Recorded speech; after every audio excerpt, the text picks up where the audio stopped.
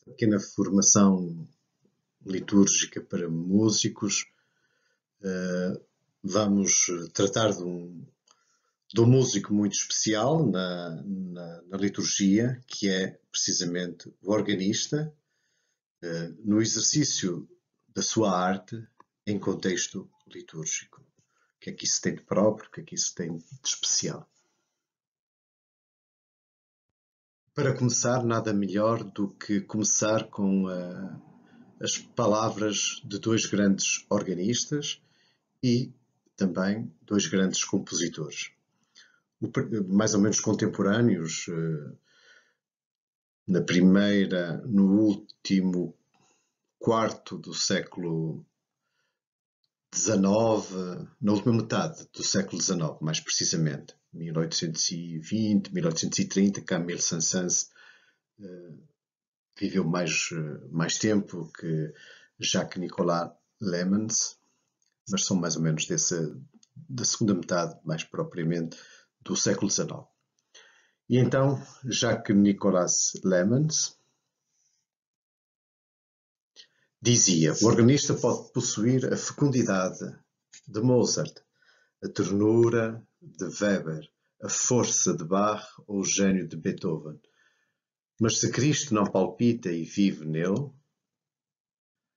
tanto ao órgão como perante os fiéis, ele será apenas um bronze que soa. Citando aqui a Epístola de São Paulo aos Coríntios e o hino da caridade. Portanto, o organista litúrgico não pode ter todas as qualidades musicais, artísticas, etc. Mas, sendo um organista litúrgico, exercendo a sua arte no quadro do culto divino, do serviço divino, se ele não for sentido pelos fiéis como alguém próximo de Cristo, quer ao órgão, quer quando toca, quer quando está na vida do dia a dia, então ele não passa do som de alguém que ressoa. Uma palavra forte e que devia ser meditada pelos organistas, naturalmente, por todos que exercem ministério no quadro da liturgia, mas neste caso é um organista e compositor, Jacques-Nicolas Lemons, que o diz. Portanto, é uma palavra com peso. Da mesma forma, Camille Saint-Saëns dizia: um organista que queira estar à altura da sua missão, portanto, uma missão, deve possuir a fundo a ciência da religião. Quer dizer, ele deve saber não só de órgão, mas da religião. Quer dizer que a religião é o quadro no qual ele exerce a sua missão de organista. Ao culto da qual tem a nobre ambição de consagrar os seus talentos. Deve conhecer todos os seus ritos. A sua língua, neste caso no tempo de Camille Saint-Saëns, era o latim, quando seja necessário para pôr a música em harmonia, cá está, com os santos mistérios que são celebrados. Que ele contribui para celebrar e solenizar. Celebrar e solenizar. Não é só solenizar, também celebrar. Para que não destrua a sua unidade, nem diminua o seu poder de santificação e edificação. Porque cá está, para que a celebração mantenha a sua unidade e o seu poder. Quer dizer, que a ação do organista, se não puder fazer mais, pelo menos que não destrua, que não diminua o poder dos mistérios, dos santos mistérios celebrados. Não, esse poder de santificação dos fiéis e de edificação da Igreja. Portanto, palavras bem fortes de um grande organista, Camille Saint-Saëns, e de um grande compositor. Ou, melhor, de dois grandes organistas e de dois grandes compositores. E a partir destas palavras que vamos fazer uma pequena abordagem do ministério litúrgico, que é o ministério do organista. A própria instrução sobre a música na Sagrada Liturgia chamada Musicam Sacram, de 1967. No seu número 67 tem aqui umas linhas muito importantes e muito esclarecedoras sobre a ideia que a Igreja faz deste ministério, que é o organista litúrgico, o organista. Portanto, diz esse parágrafo que é muito para desejar que os organistas e demais instrumentistas, mas o organista aqui posto em destaque, não sejam apenas peritos, quer dizer, que não sejam apenas, que o sejam também, quer dizer, que sejam verdadeiramente peritos do seu instrumento, mas que não sejam só isso não basta. Não sejam apenas. Que lhes é confiado, mas conheçam, portanto, conhecer e estar intimamente penetrado pelo espírito da liturgia. Portanto, é preciso conhecer, mas não basta conhecer. É preciso que o espírito da liturgia esteja intimamente penetrado nele, quer dizer, que esteja no seu coração. Para que, ao exercer o seu ofício, mesmo ao improvisar, que é uma das características principais como instrumentista, é uma das características principais do organista, é a sua capacidade de improvisação, de improvisar. Enriqueçam a celebração segundo a verdadeira natureza de cada um dos seus elementos de cada um dos seus momentos, digamos assim, e favoreçam a participação dos fiéis.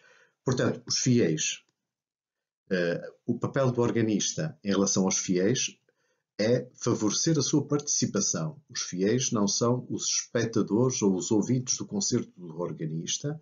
Os fiéis devem ser motivados a participar ativamente na liturgia pelo desempenho do organista. E depois ele deve conhecer, conhecendo cada um dos elementos, a sua natureza, dos elementos da celebração, ele também sabe fazer com que esses elementos se destaquem e revelem a sua verdadeira natureza. Portanto, temos aqui um programa daquilo que deve ser o organista litúrgico. Os fiéis não são um público, os fiéis devem ser motivados pelo organista. O organista tem um papel antes da celebração, no final da celebração e durante a celebração.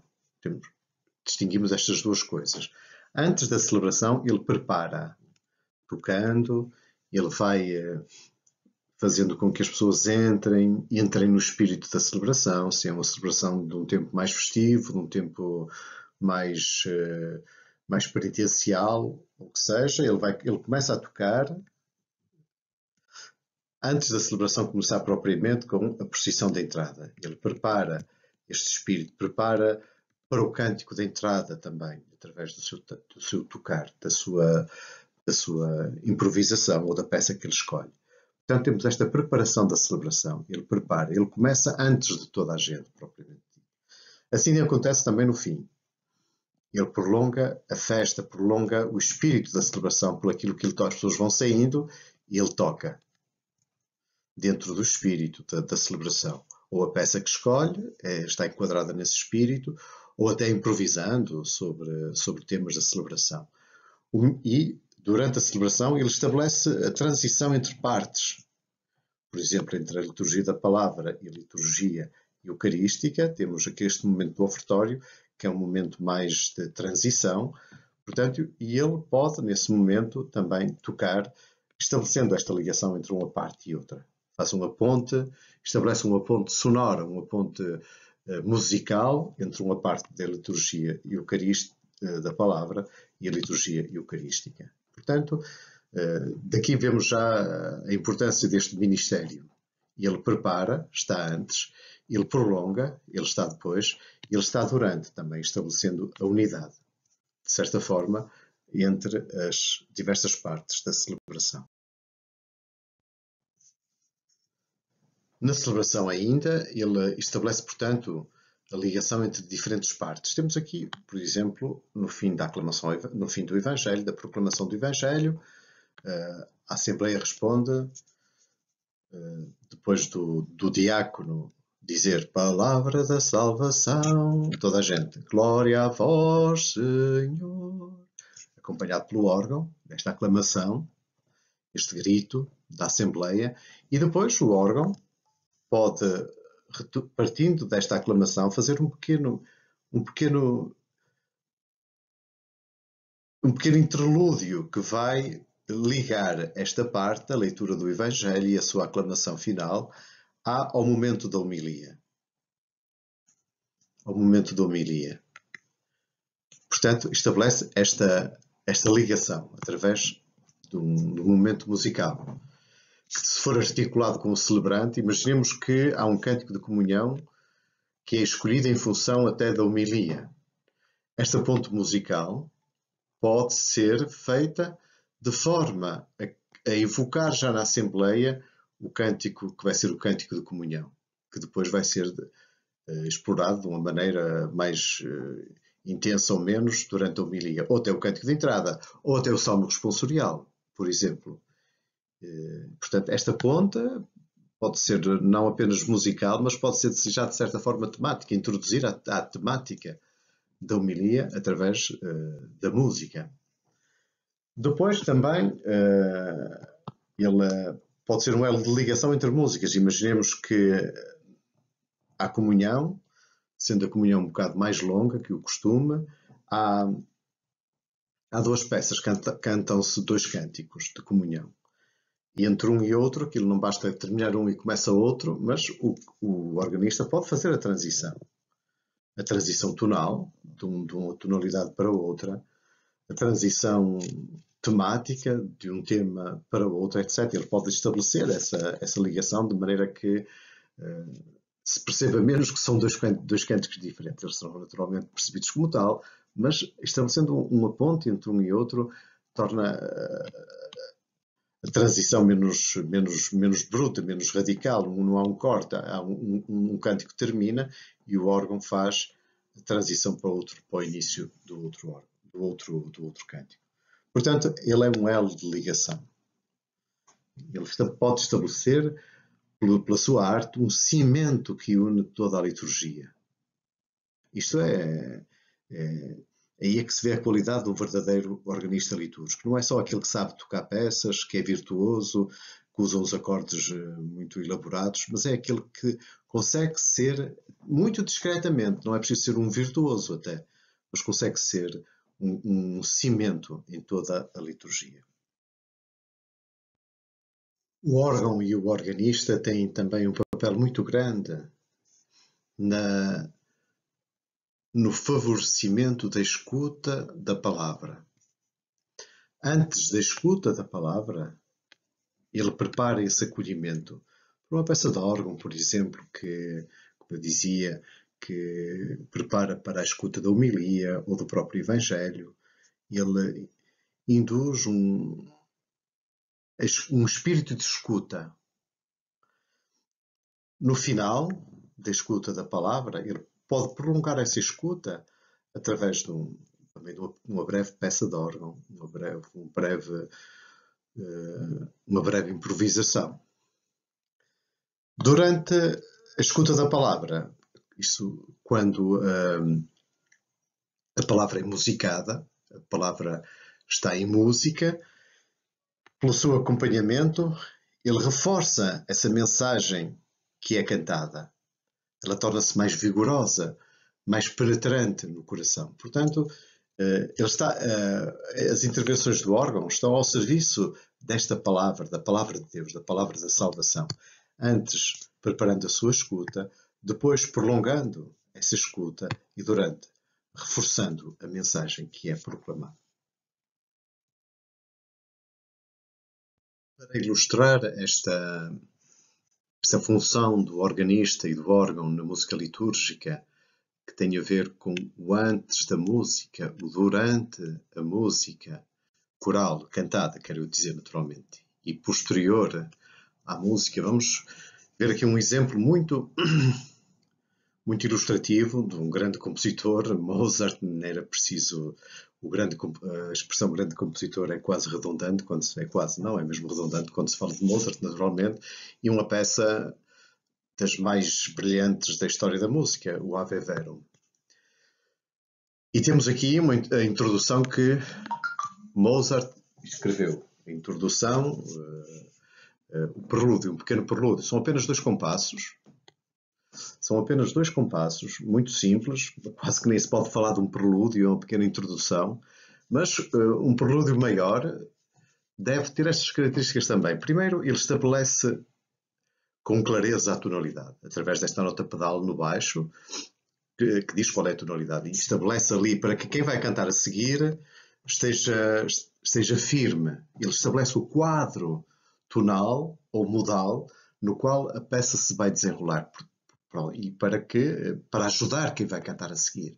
A função do organista é ajudar o coro, o solista, etc. Depois, através de um desenho melódico muito simples, ele conduz à nota de entrada, neste caso dos sopranos. Pam, pam, pam, pam. Depois aqui. Pam, pam, pam, pam, pam. Portanto, temos aqui perfeitamente este criar de tensão ascendente, que vai desde da tónica até ao quarto grau, que conduz à dominante, ou lá ao quinto grau, neste caso, mas no fundo não é o quinto grau, é o primeiro grau, mas o soprano está a fazer o lá.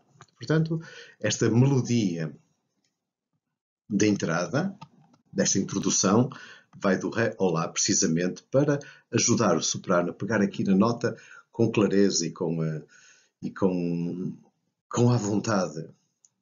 Portanto, estabelecer bem a tonalidade e que o desenho melódico seja um desenho melódico que ajuda o coro a entrar. Sobretudo aqui, ainda por cima que se entra num pianíssimo, tem que se estar bem firme na entrada, naturalmente. Portanto, é importante que esta entrada, sendo simples, aqui são dois compassos, como disse, mas podem ser mais, mas ter estas características. Estabelecer o quadro tonal ou modal no qual se vai desenvolver o canto, o cântico, e o desenho melódico conduzir a esse momento do início do canto. Portanto, mas como estão a ver, não é preciso grande virtuosismo, grande técnica.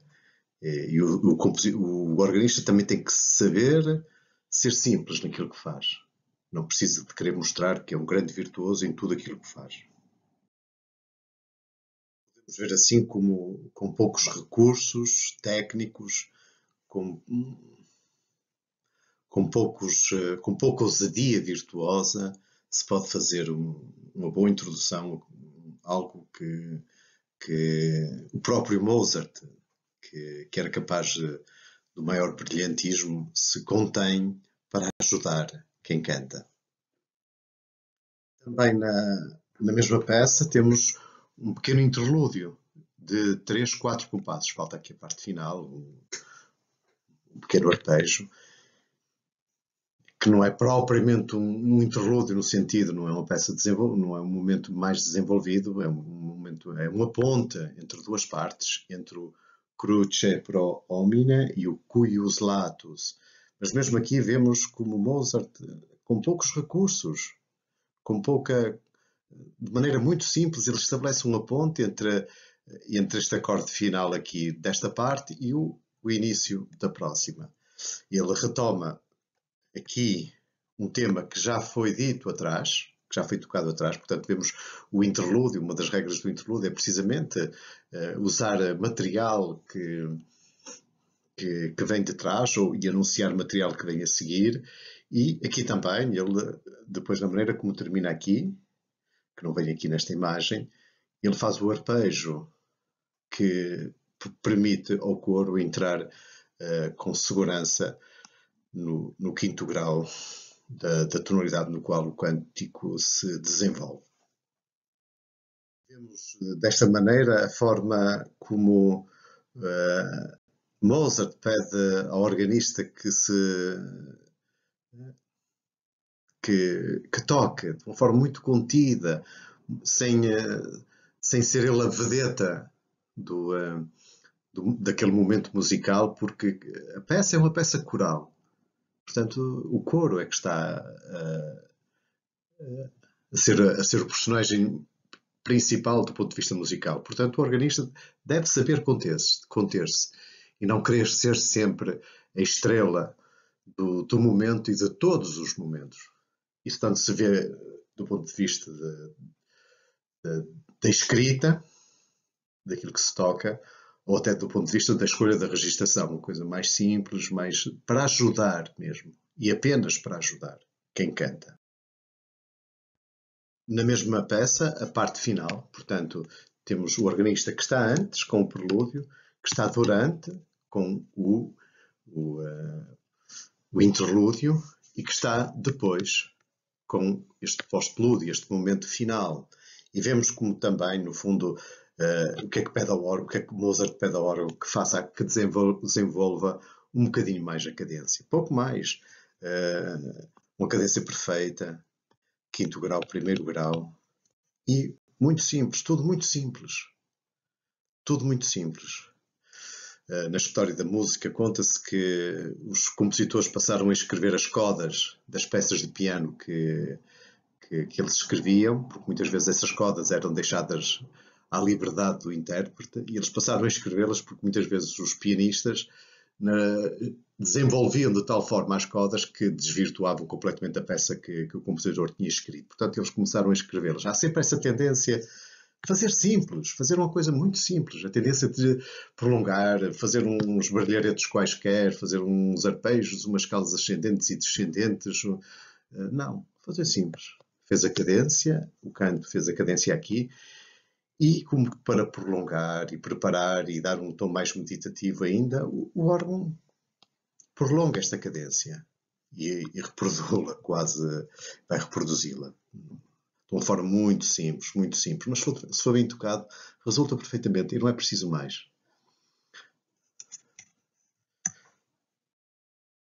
O organista tem ainda uma tríplice função a desempenhar na liturgia. Em primeiro lugar, ele é um acompanhador do canto. Ele utiliza os vários planos sonoros do instrumento para acompanhar como convém, quer os solistas, quer o coro, quer a assembleia.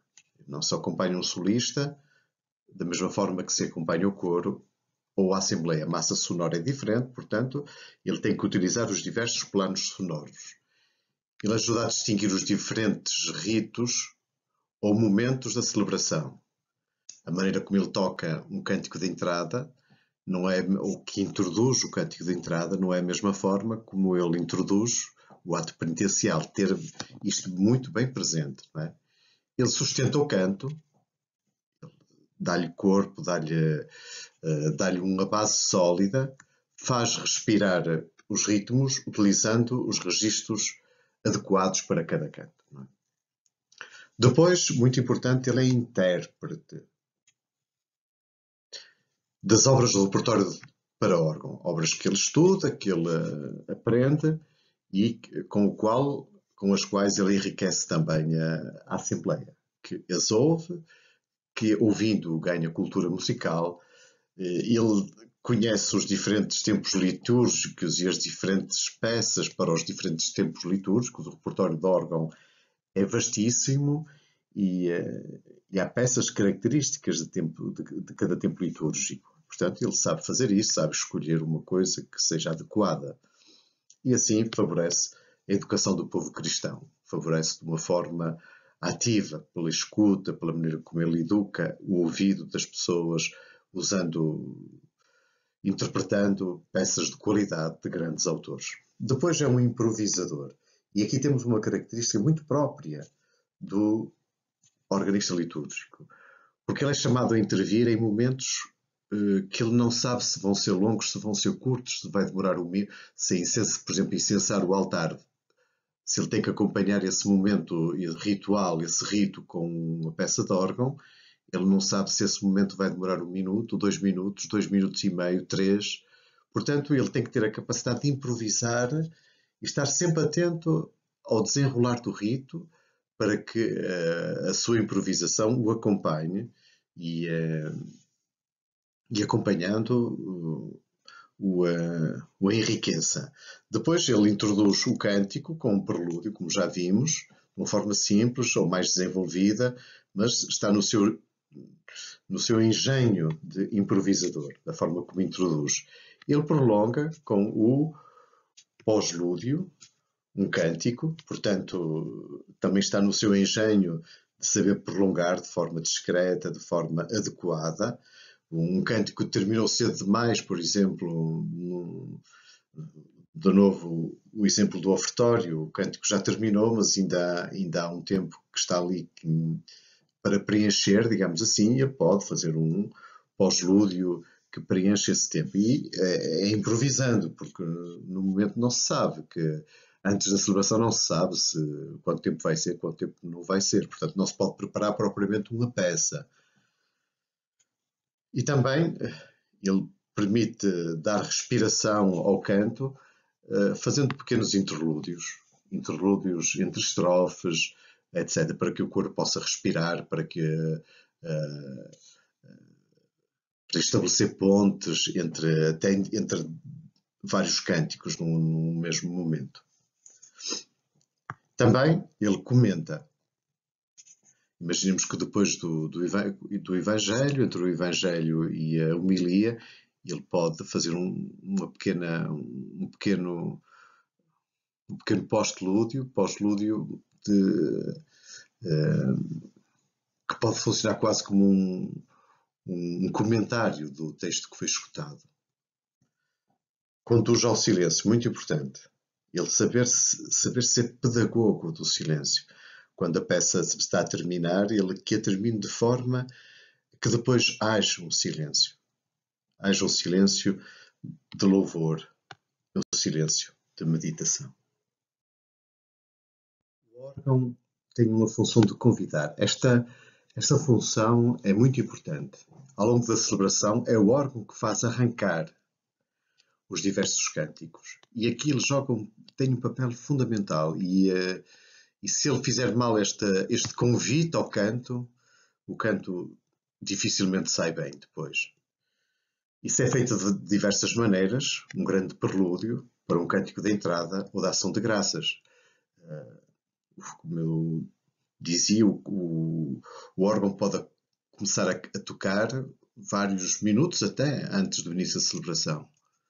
E a maneira como ele toca é já um convite às pessoas que vão estando na celebração a que elas entrem depois com vigor no cântico de entrada, por exemplo.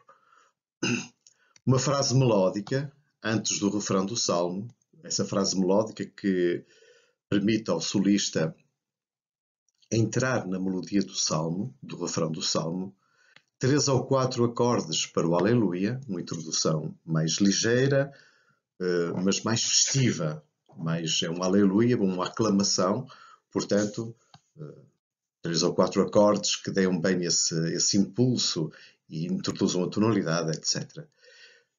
Um só para o santo, uma coisa que muitas vezes não se faz, que é fazer uma introdução demasiado longa ao santo, porque o prefácio do celebrante diz: e agora numa só voz, com os anjos e os santos aclamamos, dizendo santo, santo, santo, santo, tríplice aclamação a Deus 3 vezes santo. Portanto, aqui o órgão praticamente só dá o tom.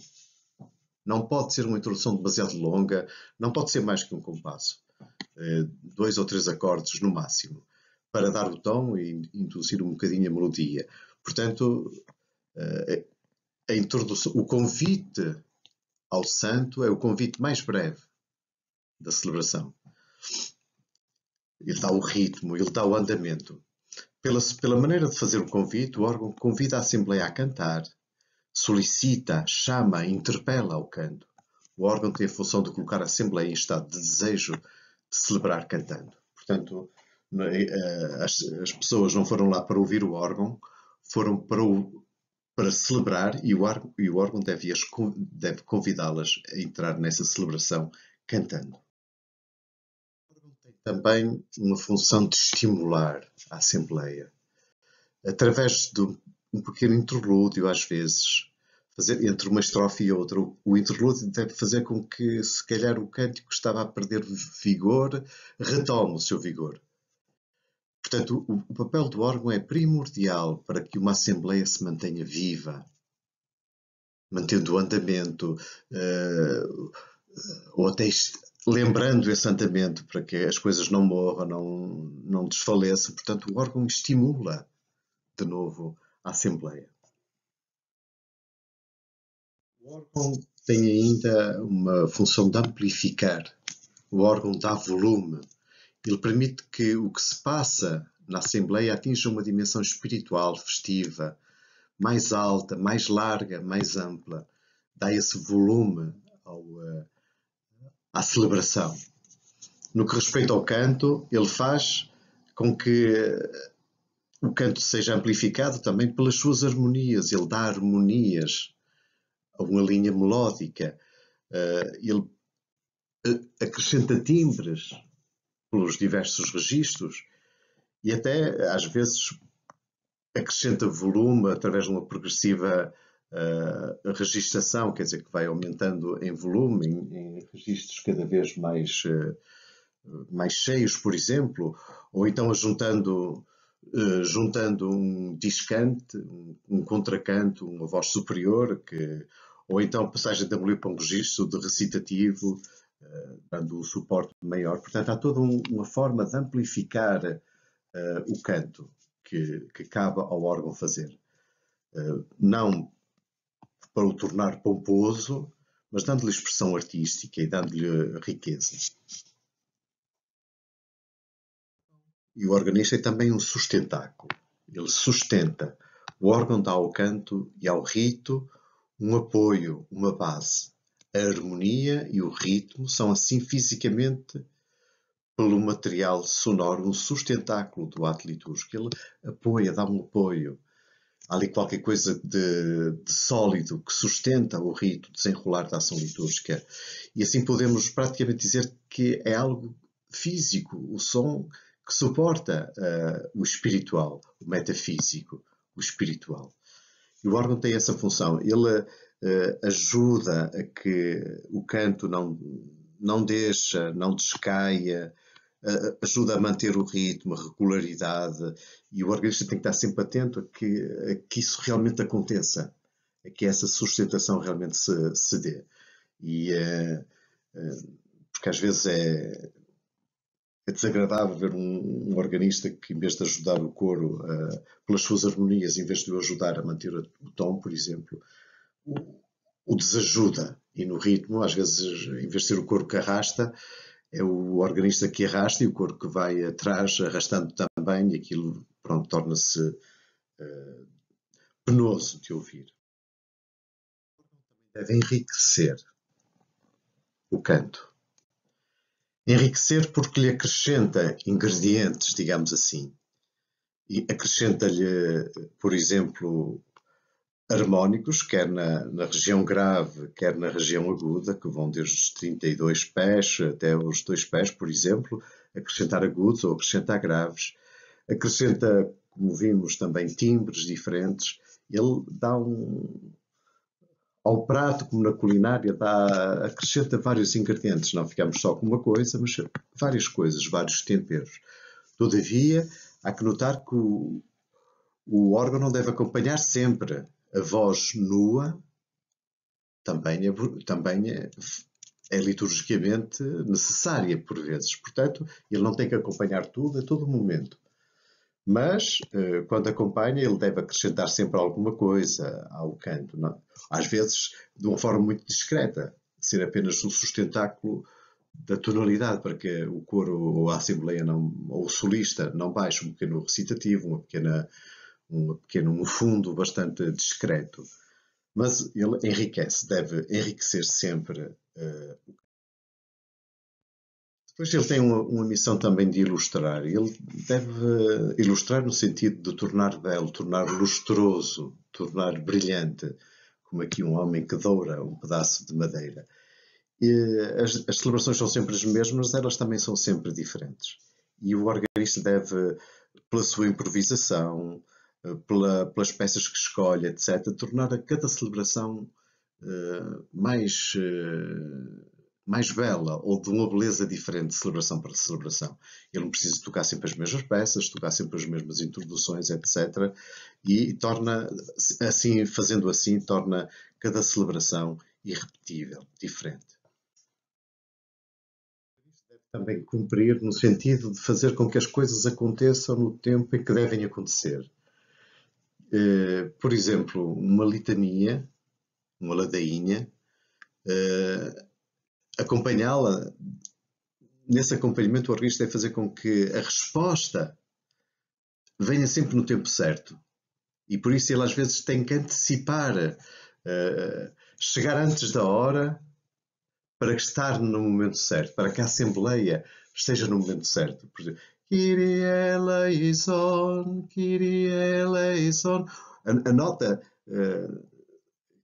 que é dada à Assembleia, o solista diz Kyrie eleison. Toda a gente responde a mesma coisa.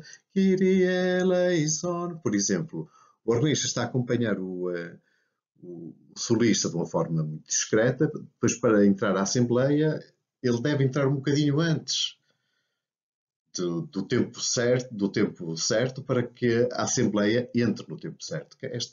Este cumprir, fazer com que as coisas aconteçam realmente no momento certo, com exatidão, no seu desenrolar ritual, mas para isso às vezes ele tem que antecipar um bocado. Ele tem que estar antes do tempo para que toda a gente esteja a tempo.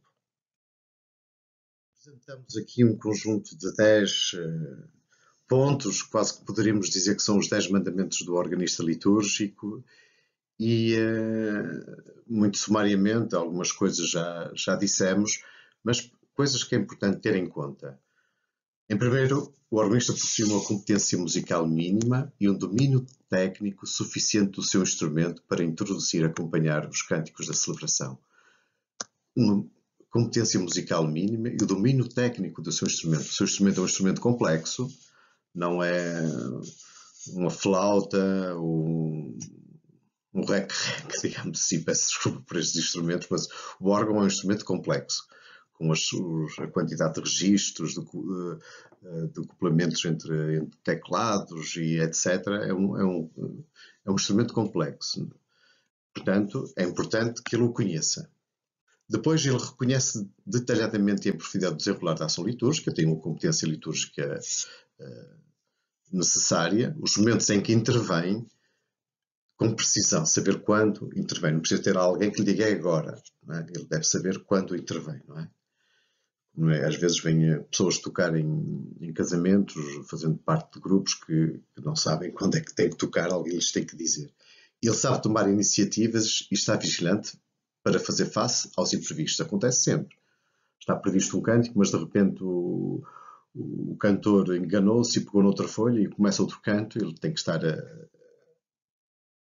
precavido para fazer face a imprevistos. Ele chega com antecedência, muito importante, como dizia, o organista tem que estar antes do tempo para que toda a gente esteja a tempo, com calma e recolhimento. Que ele não transmita falta de calma, agitação e recolhido. Ele é o primeiro a ter que estar recolhido para transmitir esse recolhimento também. Durante a celebração, ele participa na escuta da palavra e na oração comum. Não aproveita as leituras para pôr as partituras em ordem, não é? Ou então a homilia para estar lá à procura no livro dos cânticos, etc. Portanto, é importante que ele tenha atenção, ele é um elemento que participa. Muito importante, ele prepara o programa musical e ele segura-se que dispõe das informações e dos documentos necessários para o exercício da sua função, o programa da celebração, as folhas de cânticos, etc. Ter tudo prontinho antes da celebração. Ordenar as partituras, para que as coisas estejam na sequência, não esteja depois papel para a frente, papel para trás, segundo o desenrolar da celebração, prever os acompanhamentos e eventuais transposições, muito importante também. Há cânticos que, dependendo do solista, se tem que transpor ou não. Escolhe as peças instrumentais verifica as tonalidades e resolve os problemas técnicos que às vezes possa haver. Portanto, ter em atenção isto. Ele utiliza a registração adequada ao caráter e ao estilo de cada cântico, segundo que ele esteja a acompanhar a Assembleia, o coro ou um solista, como já vimos isto. São diferentes formas de acompanhar cada um destes elementos. Deve conhecer muito bem o instrumento, zelar para que seja sempre bem afinado. Tomar nota das avarias, num caderninho, para se há uma tecla que prende, um registro que funciona mal, uma nota que não está a dar bem. Portanto, tomar nota disso para depois se poder transmitir ao organeiro para reparar os eventuais problemas. E, em geral, também há órgãos em que o organista deve tomar nota da temperatura e da umidade para que haja um registro, um histórico desses elementos, desses parâmetros que afetam o instrumento, sobretudo para os instrumentos históricos. Ele trabalha em concertação com o sacerdote, com o animador de canto, com o regente de coro, com os instrumentistas, antes e durante a celebração de forma muito discreta, no que respeita ao andamento, ao número de estrofes, quantas estrofes se cantam, se é mais rápido ou mais lento, os interlúdios que são necessários entre as estrofes, as alternâncias, solista-coro, coro, assembleia, etc. Que isso esteja tudo bem programado e bem pronto antes da celebração. E em concertação. Quando ele toca obras do repertório de órgão ou quando improvisa, o estilo das peças e a sua duração serão adequadas às circunstâncias, ao tempo litúrgico e ao momento da celebração. Terem atenção a isso, não é? O organista está ao serviço da Assembleia. Ele não procura impressionar pelas suas competências e pelo seu virtuosismo, mas antes favorece a participação da Assembleia na ação litúrgica. Ele não está ali para brilhar, ele está ali para que aquele corpo de Cristo que celebra preste esse culto verdadeiramente a Deus. Ele não se contenta em ser um simples executante de um programa elaborado por outros, ele sabe ser criativo, assume a sua função em colaboração com a equipa de liturgia, interessa-se pelo repertório da sua paróquia, os cânticos que as pessoas sabem, os cânticos que estão mais sabidos, que é costume cantar em determinados momentos, em festas da paróquia, em certas celebrações ou procissões, etc. Ele conhecer as particularidades de cada paróquia, onde ele trabalha, onde ele toca, podendo dar uma opinião musicalmente competente. Ele pode dizer, isto não é adequado, o cântico não está musicalmente bem construído, etc. Em último lugar, o organista esforça-se, através do seu tocar, por criar um ambiente necessário ao bom desenrolar da celebração. Ele contribui assim para uma boa sincronização dos diversos elementos da ação litúrgica e para uma qualidade da oração da Assembleia. O papel dele é esse, é estar ao serviço da Assembleia e da qualidade da sua. Para terminar, apenas mostrar aqui um exemplo das qualidades humanas do organista litúrgico, quais devem ser essas qualidades humanas. E o exemplo é muito simples, é o exemplo de um caderno de encargos estabelecido pela paróquia de Cristo Rei, nos Estados Unidos, na cidade do Kansas City. E então ele tem um elenco de qualidades que são requeridas e de competências ao organista. E depois eu tomei nota aqui destas 4. É pedida a competência em computadores, porque ele também é-lhe pedido que seja professor de canto, de música, etc. E depois tem esta aqui, a 12ª, que achei muito curiosa e importante, que ele tenha um bom relacionamento humano com as pessoas, que ele seja pessoa de fácil trato.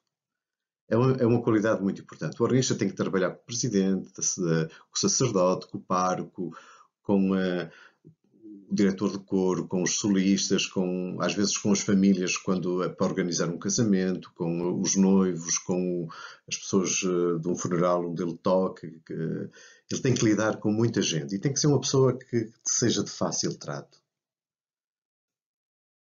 para exercer bem numa comunidade, que seja uma pessoa que agregue, um cimento da comunidade. E não uma pessoa isolada lá na sua tribuna, com o seu órgão, sozinho, lá, que faz aquilo que lhe dizem para fazer.